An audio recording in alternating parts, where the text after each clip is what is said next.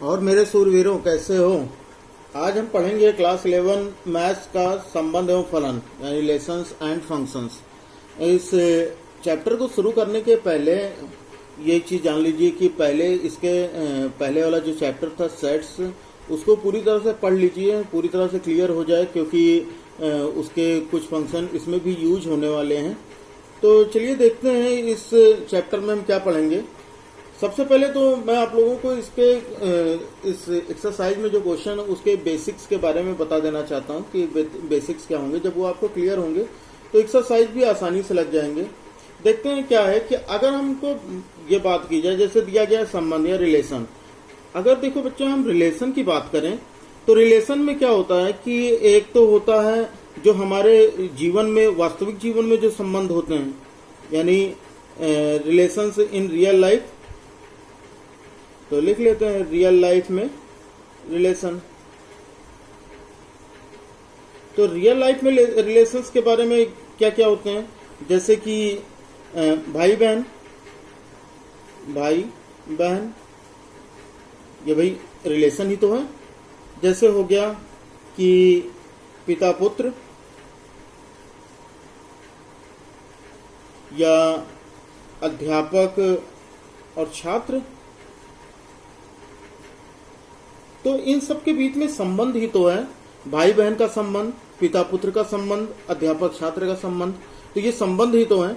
लेकिन अगर हम इसी तरह से बात करें कि मैथ्स में क्या रिलेशन हो सकते हैं, गणित में हमारे कौन कौन से रिलेशन होते हैं, तो ये चीजें देखे होगे। जैसे ये कहा जाता है 4 छोटा है 7 से, तो भाई देखो 4 छोटा है 7 से, या हम ये कहें कि 5 बड़ा है 2 से, या हम पिछली कक्षाओं में ये पढ़ चुके हैं कि m समांतर है l के, सारी चीजें।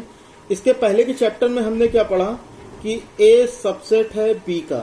तो इन सब में देखो तो क्या ये रिलेशन नहीं हुए, क्योंकि रिलेशन के लिए क्या होता है कि 2 चीजों का होना जरूरी है, तभी तो हम बताएंगे कि, या अगर ये कहते हैं कि 4 छोटा है, किससे छोटा है, तो कुछ क्लियर होगा, नहीं होगा कुछ क्लियर।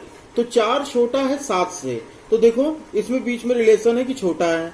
5 बड़ा है 2 से, तो इन दोनों के बीच का रिलेशन है कि बड़ा है। m और l ये 2 लाइन है और उनके बीच का रिलेशन की ये क्या है, समांतर है, पैरेलल है। और a सबसेट है b का, तो यहाँ देखो a और b का रिलेशन ये है कि a जो है ये b का सबसेट है। तो क्लियर हो गया होगा। तो इस तरह की ये रिलेशन होते हैं। तो ये चीज याद रखिए कि संबंध हमेशा जोड़े में होते हैं। याद रखिएगा कि संबंध सदैव जोड़े में होते हैं। सदैव जोड़े यानी पेयर्स, लिख देता हूं इंग्लिश में भी, पेयर्स में होते हैं। बताइए इतना क्लियर है। चल आगे देखते हैं। एक चीज आपके एनसीईआरटी बुक में एक एग्जाम्पल दिया है, जैसे कि उसी को मैं ले लेता हूं। एक ये दिया गया कि यूपी 78, ये गाड़ी का नंबर हुआ यूपी 78, और उसके आगे जो भी आपका नंबर हो, मान लेते हैं 41 42 है। तो इसका मतलब क्या है भाई, देखो ये बहुत ही इंटरेस्टिंग, बहुत ही खास है। तो यहाँ पर जो ये यूपी 78 लिखा है, इसका मतलब ये जो पहले वाला 2 है, ये इसका कुछ और मीनिंग निकलता है, और ये जो लास्ट वाला है इसका कुछ और मीनिंग निकलता है। तो जो पहले वाला होता है, ये वाला जो हिस्सा है, ये हमें बताता है कि या तो ये किस स्टेट की गाड़ी है या फिर किस केंद्र शासित प्रदेश यानी यूनियन टेरिटरी की गाड़ी है। जैसे यूपी, तो इसका मतलब ये तो क्लियर हो गया कि ये गाड़ी उत्तर प्रदेश की है, तो स्टेट क्लियर हो गया। फिर आता है ये 78, तो ये 78 किस चीज के बारे में बताएगा। 78 ये बताता है कि ये उस प्रदेश की किस डिस्ट्रिक्ट की गाड़ी, जैसे कि 78 तो ये कानपुर का है, तो ये हम लिख लेंगे ये कानपुर की गाड़ी हो गई। क्लियर है बात। तो इन दोनों में देखो, तो इन दोनों में ये क्या है कि ये दोनों क्या है, रिलेशन है। क्लियर है। एक और एग्जांपल ले लेते हैं। जैसे अगर मान लो लिखा है यूपी 32, तो इसका मतलब क्या हो गया कि ये जो यूपी है तो ये गाड़ी है उत्तर प्रदेश की, और 32 ये लखनऊ, ये पता लगता है कि लखनऊ का आरटीओ कोड है। तो यानी ये यूपी से हो गया स्टेट, या स्टेट बताता है, या यूनियन टेरिटरी पता लगती है। और ये जो आगे का नंबर है वो उस स्टेट के किसी खास एरिया यानी डिस्ट्रिक्ट के बारे में बताता है। क्लियर है बात। चलो एक एग्जांपल हम ये देखते हैं कि जैसे हमको दे दिया गया कि ए कोई सेट है और इसमें स्टेट्स दिए हैं। कौन कौन से स्टेट हैं? मान लेते हैं कि वो दिल्ली है, यूपी है और एमपी है। क्लियर है? और दूसरा सेट बी है, वो दिया गया जो कि इनके कोड हैं। मान लेते हैं 10 है, 12 है और 14 है। अब ये बताओ भाई कि इसमें कितने पेयर्स बन सकते हैं, कितने पेयर बन सकते हैं। जैसे अगर हमें पेयर बनाना हो तो कितने पेयर बन सकते हैं। जैसे दिल्ली है तो हम क्या करेंगे, पहले तो दिल्ली और 10 का पेयर बनेगा, फिर दिल्ली और 12 का पेयर बनेगा, फिर दिल्ली और 14 का पेयर बनेगा।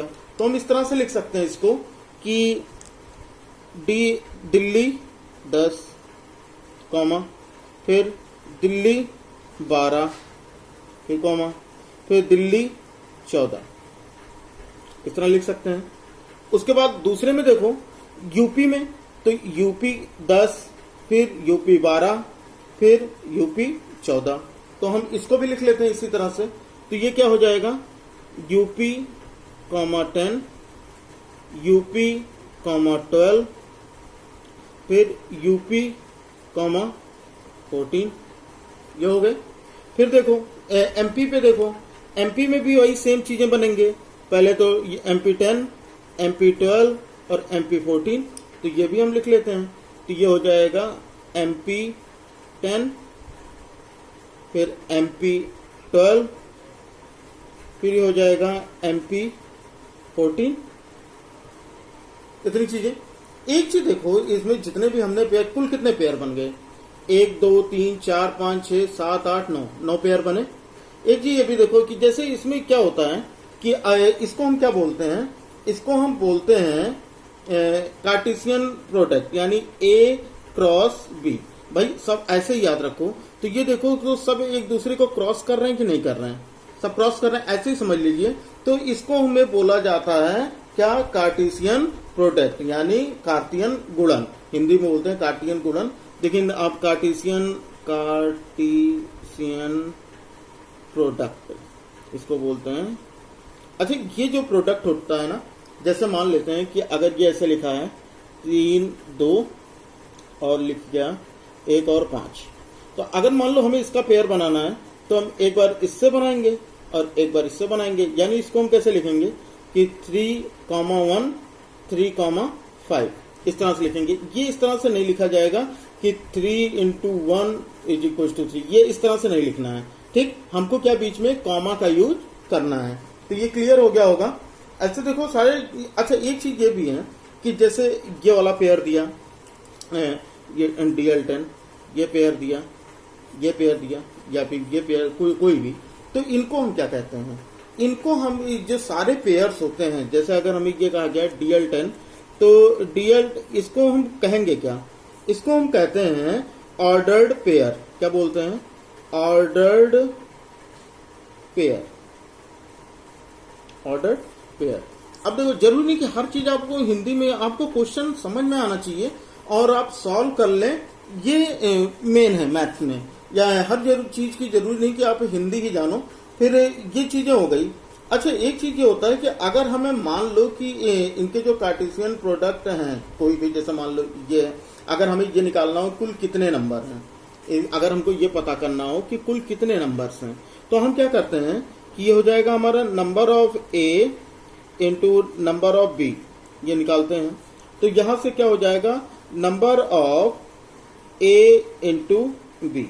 ये फार्मूला याद रख लीजिए कि इस फार्मूले से देखिए कैसे हम पता लगा लेंगे कि कुल कितने पेयर बने हैं। जैसे ए में कुल कितने, देखो कितने एलिमेंट थे, कितने अवयव थे, 1 2 3, तो ये 3 लिख दिया। बी में कितने हैं, 1 2 3, तो ये भी 3 है। तो कितना हो जाएगा, ये ए इंटू बी, तो ये हो जाएगा 3 × 9, यानी कुल कितने पेयर हो गए, 9 पेयर हो गए। कोई दिक्कत है इतने में? देखिए बहुत ही आसान है, समझिएगा कि जो भी होंगे, जैसे इसमें दिया गया है ए में कुल कितने अवयव हैं, 1 2 3, और बी में कितने हैं, 1 2 3, तो हमको यहीं से फार्मूला मिल गया कि number of A into number of B = number of A cross B, ये हो जाएगा। जैसे एक एग्जाम्पल समझो, एक एग्जाम्पल ये है कि अगर मान लेते हैं कि ये दिया गया कि ए हमारा कोई सेट है और इसमें अवयव है 1 और 2। उसी तरह से बी भी कोई अवयव सेट है और उसके अवयव है 3 और 4। अब हमसे ये कहा जाए कि भैया ए क्रॉस बी निकालो, तो एक चीज देखो, ए क्रॉस बी कैसे निकलेगा कि 1 और 3 यही है, तो यहां पर हो जाएगा 1, 3, फिर 1 और 4, तो 1, 4, फिर 2 और 3, फिर हो जाएगा 2, 3, फिर 2 और 4, तो ये हो जाएगा 2 और 4, तो ये हो जाएंगे इसके। अच्छा एक चीज देखो, इनके रिलेशन कुल कितने, जो भी रिलेशन बनते हैं इनमें रिलेशन क्या है, अगर हमें ये बताना हो कि संबंधों की संख्या यानी नंबर ऑफ रिलेशंस, संबंधों की संख्या क्या है, तो ये जो होता है कि जितने भी इसके उपसमुच्चय होते हैं, जो भी इनके उपसमुच्चय होते हैं, उपसमुच्चय देखिएगा, उपसमुच्चय क्या होते हैं कि उनमें कितने अवयव हैं, उनमें कितने अवयव हैं, तो ये जो होता है ये हो जाता है जितने ए क्रॉस बी के उपसमुच्चयों की संख्या, उपसमुच्चयों की संख्या। अच्छा एक चीज देखो, इसके पहले वाले में हम लोगों ने पढ़ा था कि उसको हम 2 की पावर n के फॉर्म में लिखते हैं, तो यहां देखो इसमें कितने हो गए, 1, 2, 3, 4, तो यानी कितना हो जाएगा 2 की घात 4, यानी कितने हो जाएंगे 2 दूनी 4 दूनी 8 दूनी 16। तो इसका मतलब क्या है कि इसके जितने संबंध होंगे, कोई भी संबंध अगर हमें देखना तो उसमें कितने संबंध होंगे, तो उसके ए क्रॉस बी के उपसमुच्चयों की जो भी संख्या होगी, यानी 2 की घात हमको पावर क्या, पावर ऑफ ए में लिखते हैं ना, तो पावर ऑफ ए में क्या लिखते हैं 2 की पावर n, तो n कितना 1, 2, 3, 4 जितने होंगे उतनी उसकी पावर लगा देंगे और वही सॉल्व कर देंगे, वो आ जाएगा उनके कितने भी रिलेशन बनेंगे। अब अगर इनमें हमें रिलेशन बताना हो तो कैसे बनेंगे भाई, इन दोनों का रिलेशन, फिर इन दोनों का रिलेशन, फिर इसका रिलेशन, इसका रिलेशन, इस तरह से इसके सारे के सारे उपसमुच्चयों के संबंध आएंगे। क्लियर है इतना? चलिए अब आ जाते हैं हम लोग एक्सरसाइज पे। एक्सरसाइज क्या है कि जैसे पहला क्वेश्चन दिया गया है, देखिएगा, तो देखिए पहला क्वेश्चन क्या दिया है, ये दिया है यदि x/3 + 1 y-2/3 is equal to 5/3, 1/3, तो अगर ये दिया हो तो x तथा y ज्ञात कीजिए, x और y ज्ञात कीजिए। हमें क्या क्या दिया गया है, हमें जो दिया गया है पहले तो हम उसको लिख लेते हैं, देख लेते हैं भैया इसका सॉल्यूशन क्या होगा।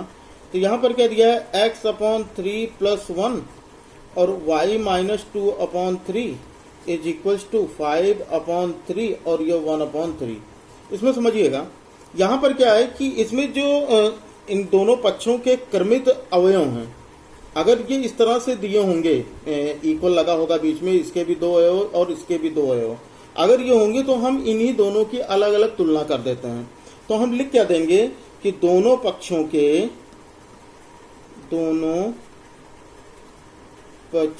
के क्रमित अवयवों की तुलना से, या तुलना करने पर कुछ भी लिख सकते हैं, अवयवों की तुलना से। अब देखो भाई, अगर हम इसकी तुलना करते हैं, यहाँ पर इसके तुलना इससे कर देंगे तो हो जाएगा x/3 + 1 इज इक्वल टू 5/3, और ये जो दूसरा वाला है इसकी तुलना इससे कर देंगे तो हो जाएगा y-2/3 इज इक्वल टू 1/3, और यही हमको सॉल्व कर देना है। सॉल्व कीजिए, क्या हो जाएगा, एक को उधर लेके जाएंगे तो x/3 इज इक्वल टू 5/3 - 1, तो x/3 is equal to LCM ले लेंगे 3, तो हो जाएगा 5 - 3 = 3, तो ये हो गया x/3, 5 में से 3 गया कितना 2, 2/3। अब देखो यहाँ से ये 3 और ये 3 तो कट जाएंगे, तो कितना हो जाएगा x = 2, तो यहाँ हो जाएगा x की वैल्यू आ गई 2। y सॉल्व करते हैं तो यहाँ हो जाएगा y is equal to 1/3 minus ये उधर जाएगा तो हो जाएगा 2/3, तो y is equal to 3 LCM ले लो तो हो जाएगा 1 + 2, तो y इज इक्वल टू 2 और 1 हो गया 3, तो 3/3, तो ये हो जाएगा 3 × 1 = 3, y इज इक्वल टू 1। तो यहाँ पर देखो y भी आ गया हमारा और x भी आ गया। तो क्या करेंगे, याद रखिएगा कि अगर दो अलग अलग ये होंगे और उसमें उनके अवयव, तो क्या करेंगे कि उन दोनों पक्षों के अवयवों की हम तुलना करा देंगे। अगर बराबर करके दिया होगा, जैसे ये कॉमा ये कॉमा ये और बीच में इक्वल है, तो इसकी तुलना इससे और इसकी तुलना इससे करा देंगे। क्लियर है? दूसरा क्वेश्चन देखिए कि यदि समुच्चय ए में 3 अवयव हैं तथा समुच्चय बी बराबर 3, 4, 5 हैं, तो ए क्रॉस बी में अवयवों की संख्या ज्ञात कीजिए। तो अभी मैंने आप लोगों को फॉर्मूला बताया था कि number of A into number of B is equal to number of A cross B. तो हम देख लेते हैं इसमें क्या क्या चीजें हमको दी गई हैं। तो नंबर समुच्चय ए में 3 अवयव हैं, यानी अगर हम इसका सॉल्यूशन देखें तो नंबर ऑफ ए में कितने हैं, 3 अवयव हैं। अच्छा, नंबर ऑफ बी में कितने हैं, यहाँ देखो बी में कुल है, बी बराबर दिया गया है 3, 4 और 5। तो यहां से अगर हम बी देखें तो बी में भी कुल कितने अवयव, देखने से लग रहा है कितने अवयव हैं, 3 अवयव हैं। और हमें ए क्रॉस बी में अवयवों की संख्या बतानी है, तो हमने ये अभी भी पढ़ा कि number of A cross B is equal to number of A into number of B. जितनी चाहिए, ए में 3 है, बी में 3 है, तो 3 त्रिक का 9, तो कुल कितने अवयव हो जाएंगे, 9। तो ये हो जाएगा इसका आंसर। अगला क्वेश्चन दिया गया है, यदि जी सेट है 7, 8 और एच सेट है 5, 4, 2, तो जी क्रॉस एच तथा एच क्रॉस जी ज्ञात कीजिए। अब यहाँ पे अगर हमको देखना है कि हम कैसे अलग अलग चीज निकालेंगे, तो बिल्कुल उसी तरह से जैसा कि हम लोग पीछे पढ़ चुके हैं कि जी इंटू एच निकाल लेंगे। तो भाई जी और एच अगर हमें निकालना हो तो हम क्या क्या लिखेंगे कि पहले तो 7,5, फिर जहां से हो जाएगा 7,4, फिर 7,2, एक बार 7 से करा लेंगे सबका, फिर 8 से करा देंगे सबका, तो ये हो जाएगा 7,5, फिर 7,4, फिर 7,2। ये तो हो गया पूरा। अब इससे हम करते हैं तो ये हो जाएगा 8,5, फिर 8,4, फिर 8,2। ये हो जाएगा जी इंटू एच। फिर हमें क्या करना है, हमसे कह रहा है एच इंटू जी कीजिए। तो अगर ये उल्टा हो जाएगा तो उल्टा करने के लिए क्या है कि ये पहले होना चाहिए बाद में, तो यहाँ एच इंटू जी कर लेंगे। तो सबसे पहले एच को लिख लो, एच हो जाएगा 5, 4 और 2। फिर जी लिख लो, जी हो जाएगा 7 और 8। अब यहाँ सॉल्व कर लेते हैं, क्या, एच इंटू जी। तो 5 का 7 से, तो ये हो जाएगा 5,7, फिर 5,8, 5,8, फिर 4,7, फिर 4,7, फिर 2,8। ये हो जाएंगे इसके अवयव। यहां पर देखो ये इसका एच प्रोडक्ट जी हो जाएगा, क्रॉस जी हो जाएगा। एक चीज इसमें ये देखो, क्या ये दोनों समान हैं, ये देखना क्या ये दोनों समान हैं। जैसे इसमें तो 7,5 आया, इसमें 5,7 आ गया, इसमें 7,4 आया, यहाँ 4,7 आ गया, इसमें 7,2 आया, यहाँ 2,7 आ गया। तो क्या ये दोनों जो क्रॉस हैं, जी क्रॉस एच और एच क्रॉस जी, क्या समान है?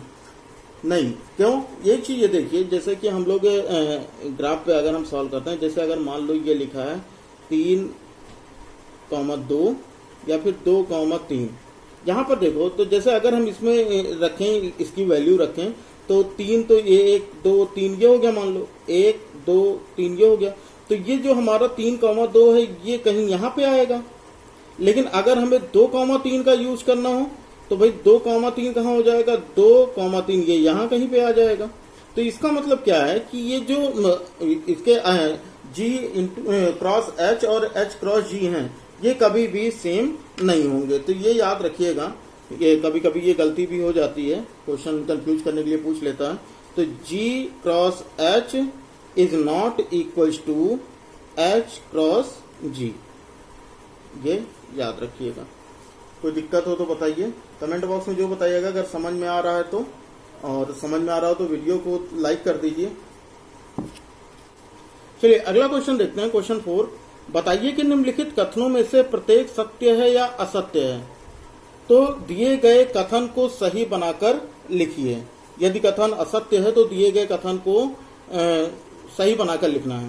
पहला क्वेश्चन दिया गया है, यदि P बराबर Mn और Q जो है समुच्चय है NM, तो P cross Q is equal to MN NM, ये दिया गया है। तो क्या ये सत्य होगा? आप लोग बताइए, भाई अगर हम अपने हिसाब से देखें तो यहाँ पर जो इनके वैल्यूज हैं, जैसे अगर हम इसको हम सॉल्व करते हैं कि P दिया गया है M और N और Q दिया गया है N और M, ये दिया गया है।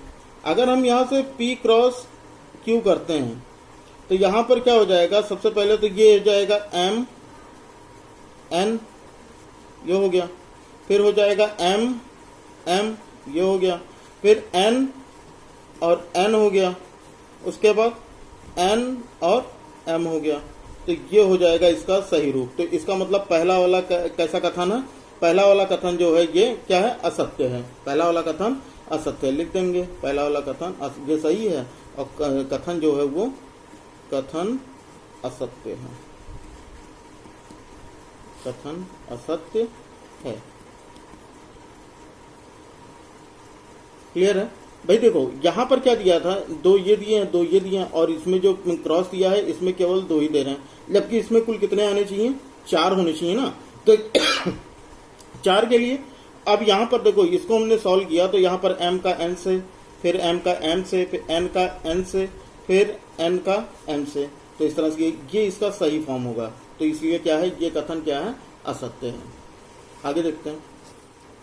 हाँ, तो दूसरा देखते हैं, यदि A और B अरिक्त समुच्चय है तो A cross B क्रमित युग्मों X Y का एक अरिक्त समुच्चय है, इस प्रकार कि X बिलोंग्स टू A तथा Y belongs to B।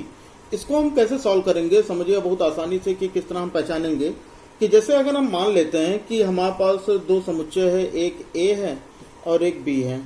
A हम मान लेते हैं कि A जो है वो 1 और 2 है और B जो है वो 3 और 4 है। क्लियर है। अब यहां पर क्या करेंगे कि इसका हम क्रॉस निकालते हैं, A क्रॉस B। तो यहां पर क्या हो जाएगा, A क्रॉस B करने पर यह हो जाएगा 1 और 3, फिर 1 और 4, फिर हो जाएगा 2 और 3, 2 और 3 और 2 और 4। देखिएगा बात, यहां पर देखो इसमें जो ये आया हमारा 4, एक चीज इसमें ये देखो, ये कौन सी विधि है, ये तो रोस्टर विधि में लिखा है। हम यहां पर क्लियर, ये रोस्टर विधि है ना। पहले अगर नहीं पढ़े तो समुच्चय एक बार दोबारा से पढ़ लीजिए, वहां पर क्लियर हो जाएगा। वहां पर 2 विधियां बताई मैंने, एक रोस्टर हो गया, एक समुच्चय निर्माण विधि। अब इसी को अगर हम समुच्चय निर्माण विधि में लिखें तो देखते हैं क्या ये चीजें हमको मिलती है। कैसे हम लिखेंगे समुच्चय निर्माण विधि में, यहां पर हम इसको हम लिख देते हैं पहले कि A cross B is equals to, ये हो जाएगा X और Y, दो चीजें, ये X और ये Y, ये X ये Y, ये X ये Y, ये X ये Y। क्लियर है, हमने इसको XY मान लिया। फिर is such that X belongs to A and Y belongs to B, Y belongs to B। लेकिन अरिक्त ये कह रहा है कि ये दोनों बिलोंग करते हैं, तो इसका मतलब कि ये खाली सेट नहीं है। तो A और B जो दोनों होंगे वो खाली समुच्चय, रिक्त समुच्चय नहीं होंगे। इस तरह से लिखना हमको। क्लियर है बात। यहां पे देखो भाई कि X और Y, तो ये हमारा X हो गया, ये Y हो गया, ये X है, ये Y है, ये X ये Y। फिर हमने कहा है X बिलोंग्स टू A, तो देखो A 1 1 2 2, ये A में है कि नहीं है ना। B देखो, B में क्या 3, यहां पर देखो Y जो है 3 4 3 4, ये B में आता है कि नहीं आता है। तो इसका मतलब X और Y जो है वो, अगर ये हमारा X और ये Y हो, ये X हो और ये Y, ये X हो और ये Y हो, ठीक। यहां पर देखो X Y, तो ये तो X हो गया और ये Y हो गया। तो यहां पर देखो तो X हमारा A से बिलोंग करता है और Y हमारा B से बिलोंग करता है। और ये हमने यही सेम चीज इस क्वेश्चन में इसको शब्दों में लिखा है। क्या है ये, समुच्चय निर्माण विधि में ही ये पूरा शब्दों में लिखा है। समझ में आ गया होगा। अगला पोर्शन देखते हैं इसका, थर्ड। तो तीसरा दिया गया है इसका कि यदि A सेट है 1 2, B सेट है 3 4, भाई जो हमने पहले वाले क्वेश्चन में जो माना था वही सेम चीज यहाँ पर दिया गया है। तो हमें ये बताना है कि A cross B intersection 5 is equal to 5 होगा। हम क्या करते हैं कि यहाँ पर क्या क्या चीजें दी गई हैं हमें, कि एक चीज ये याद रखो हमेशा कि जब भी किसी चीज का इंटरसेक्शन 5 होगा तो उसका आंसर हमेशा क्या होता है, 5 होता है। उसका इंटरसेक्शन हमेशा क्या होता है, 5 होता है। अब यहाँ पर देखो, जैसे ये हो गया, इसका इंटरसेक्शन 5 हो गया। अगर हमें और ये चीज देखो क्रॉस करने पर क्या होता है, अगर हमें किसी के साथ क्रॉस करना है, अब यहाँ पर देखो क्रॉस करना क्या है, तो ये दिया गया था A क्रॉस B इंटरसेक्शन 5। तो यहाँ पर क्या है, क्या हो गया, इंटरसेक्शन इसका 5 हो गया, यानी A क्रॉस 5। और जब हम किसी से भी 5 से हम क्रॉस कराएंगे किसी का भी, तो उसका आंसर हमेशा 5 होगा। तो इसका मतलब ये वाला आंसर सही है कि यहाँ पर दिया गया है 5 दिया, ये मैं बताना था। तो इसका मतलब यह कथन सत्य है, यह कथन सत्य है। तो ये रहे इसके 4th क्वेश्चन। और अब इसके कल आगे हम इसके आगे के क्वेश्चन सॉल्व करेंगे। तो जाने से पहले अगर आप लोगों को वीडियो अच्छी लगी हो तो वीडियो को लाइक कर दें, और नए हैं तो चैनल को सब्सक्राइब कर बेल आइकन पर जरूर प्रेस कर दें। मैं आप लोगों के लिए इस तरह से वीडियो लेके आता ही रहूँगा, और ताकि आप लोगों के कोई भी क्लास मिस ना होने पाए। तो फिर मिलेंगे अगले वीडियो में। जय हिंद, वंदे मातरम।